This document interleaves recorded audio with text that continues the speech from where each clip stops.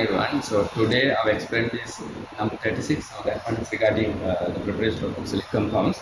So first thing what we need to do is we need to measure 3.1 grams of copper sulfate into a small beaker.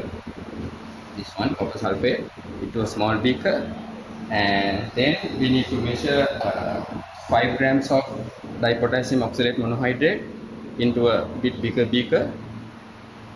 And then we need to heat both of the beakers at 90 degrees Celsius. So first thing what we need to do is we will prepare copper sulfate, 3.1 grams of copper sulfate and 5 grams of dipotassium oxalate in two separate beakers. So first thing what we need to do is we need to measure 3.1 grams of copper sulfate into a small beaker, a small beaker like this, and we need to add 6 ml of distilled water. So first thing is to measure 3.1 grams of copper sulfate.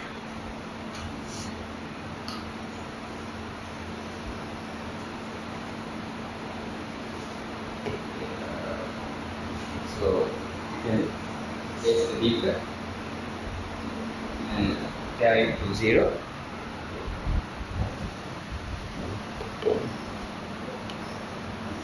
Zero.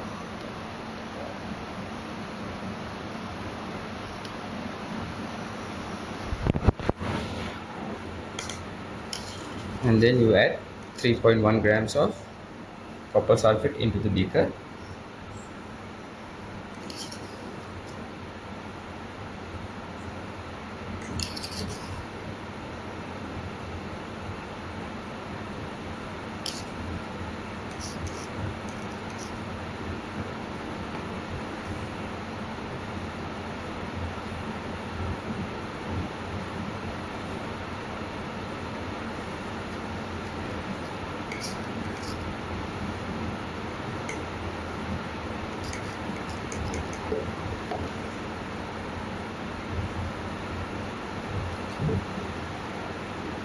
Okay, then the next step is you need to add 6 ml of distilled water. So you can measure this one into a small measuring cylinder.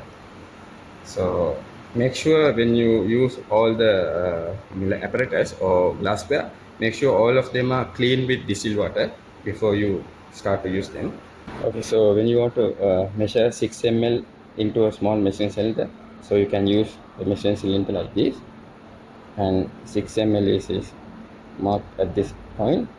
So when you want to add distilled water into the measuring cylinder, make sure your eyesight is aligned at the same level as like what you want to measure, in this case 6 ml.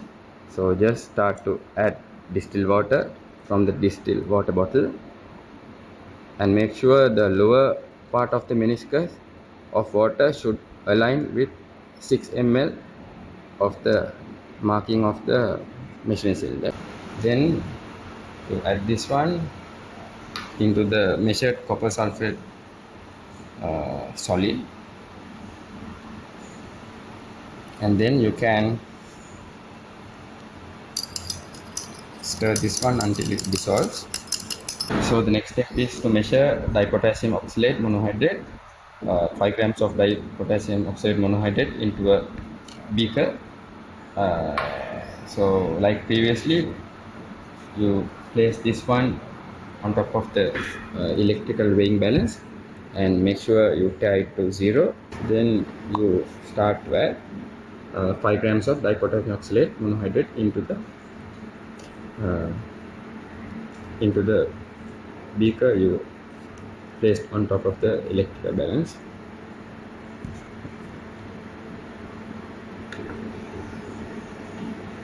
Okay, then just start adding 5 grams.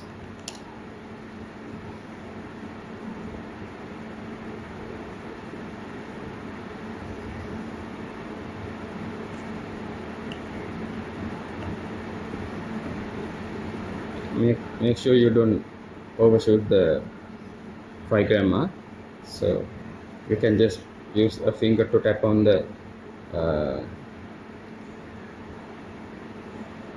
and make sure it's 5 grams.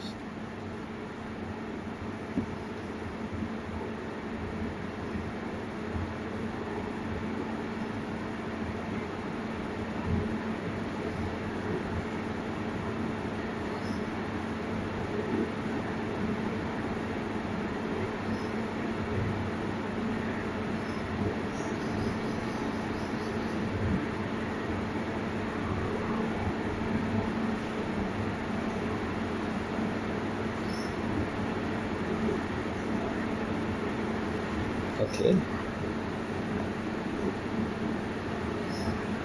So then, okay, 5 grams. Then you need to add 25 ml of distilled water into a bigger measuring cylinder like this. And as previously, you have to make sure your eyesight is aligned at 25 ml mark of the measuring cylinder. Then start to add distilled water from the distilled water bottle.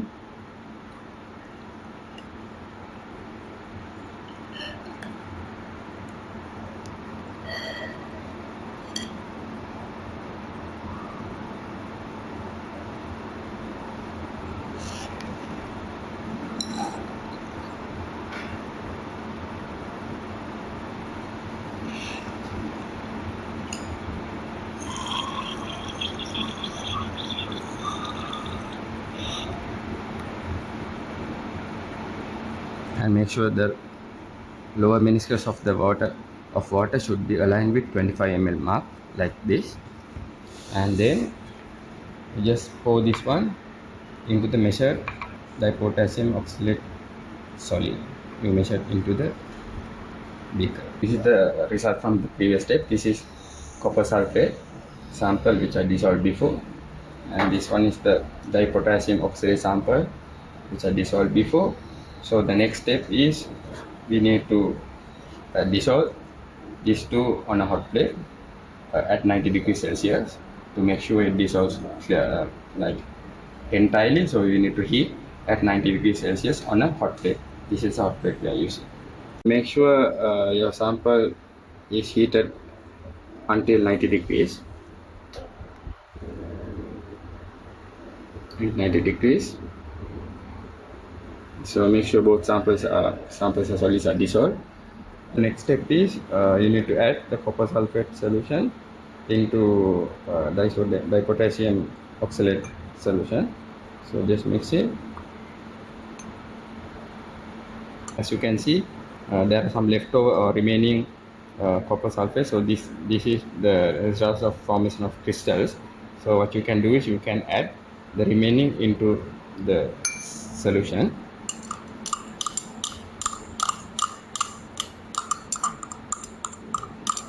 Then make sure you stir it properly.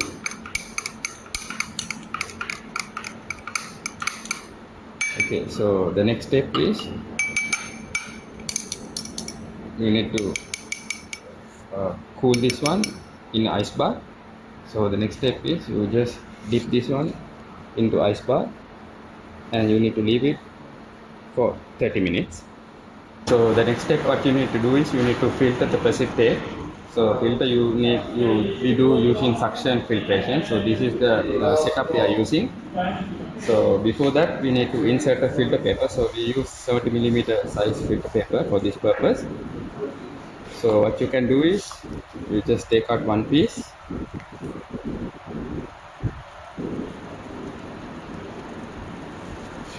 Okay, take out one piece and you need to add this one into the filter funnel and make sure you add distilled water so it gets attached to the filter funnel firmly. Okay, so make sure you just add in some water and make sure it's firm. Okay, then what you need to do is you take out this one from the ice bath, the precipitate, and just pour it onto the filter funnel and make sure you pour it everything. Then you need to switch on the suction filter. So the next step is you need to add 6 ml of distilled water because you need to wash the precipitate. So you just measure 6 ml using a dropper and just add 6 ml of cold distilled water into a measuring cylinder.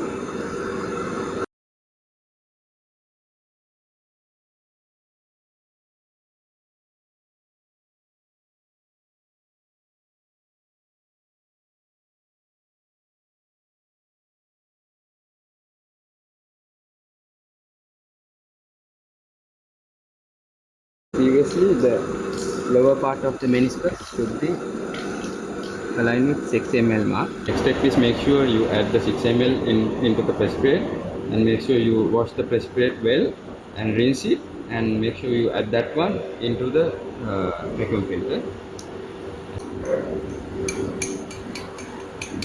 Make sure you get all the precipitate into the suction filter. Next step is, after you wash using cold distilled water, we use absolute ethanol, and we take just 5 ml of absolute ethanol and measure into the same measuring cylinder, and then we need to add that one into the suction filter. So measure 5 ml of absolute ethanol into the same small measuring cylinder.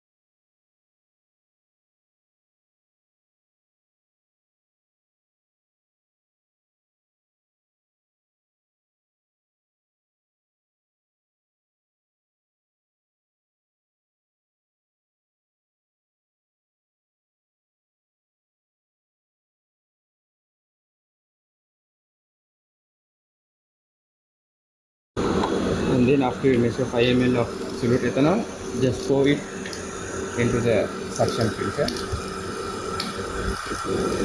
After we have washed using 5 ml of absolute ethanol, so the final step is to wash using 5 ml of acetone.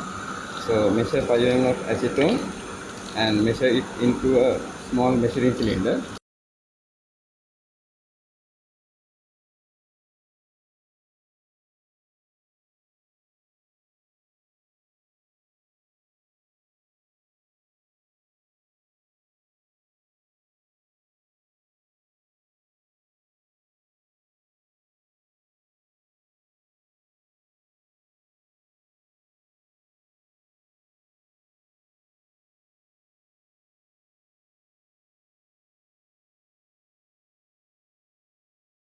Previously, make sure the lower part of the meniscus touches the 5 ml mark of the measuring cylinder.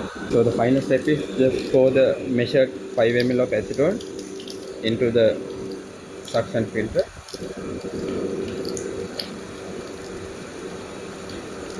You need to weigh the sample. So to do that one, you need to take out the filter paper.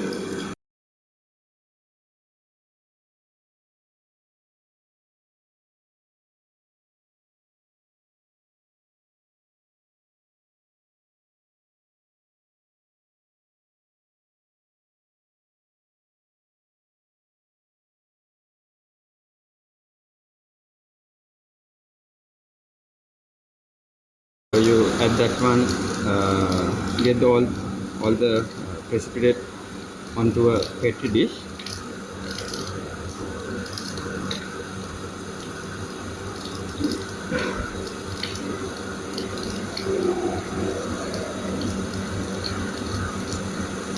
After you finish the suction filtration process, the last thing you can do is you just dry the sample in an oven overnight. After you have dried the sample overnight in the oven, the next thing you need to do is you need to measure the weight.